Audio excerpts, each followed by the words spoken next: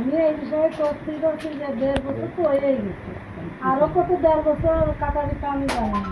তবে আমি চাচ্ছি যে সরকার মনে হয় আমার সাথে একটু করতেছে, নাটকই করতেছে, নাহলে কী করতে আজকে এত দূর দিল। আজকে সেই সাথে সাথে আসিয়ার সাথে সাথে ওরা মেরে ফেলানো উচিত ছিল, যখন হইলো না। আর সরকার যদি আমার ফাঁসি গায়ে না দিতে পারে তাহলে ওরা ছেড়ে দিই, 2-3 দিন ছেড়ে দিতে ওরা ছেড়ে দিই।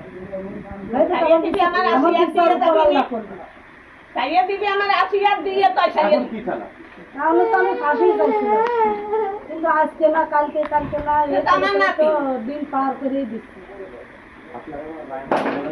না ফাঁসি ছাড়া আমি কোনো রায় মানিয়ে নেবো না, যদি ফাঁসি না দিতে ছেড়ে দিচ্ছি।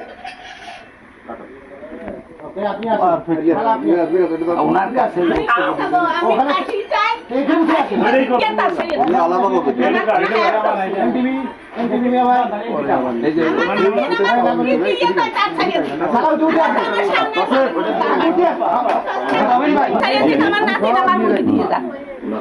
কোনো কথা নেই, আমার নাতিন আমার আমার সন্তানের ব্যাপার করে গেছে।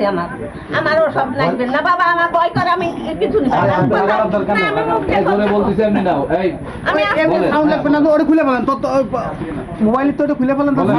কি হয় আপনার? আমার নাতি নয়। আপনি এই মামলায় যে আবার ফিসাইছে এই বিষয়ে আপনার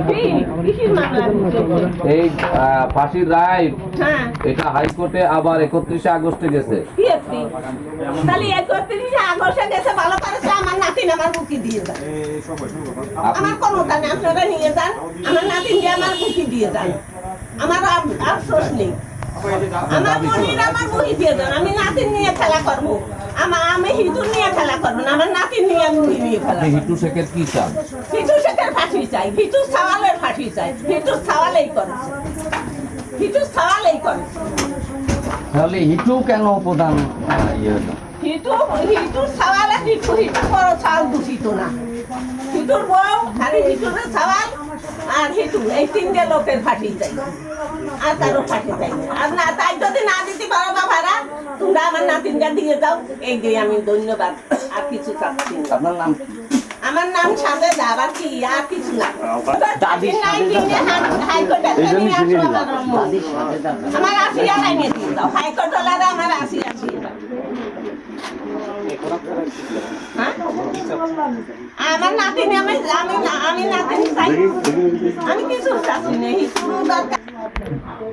আমার তার পেয়েছিয়ে পাঠি, আমার মনির আমার সামনের পানি নিয়ে গেছে আল্লাহ, ওই রুম নিয়ে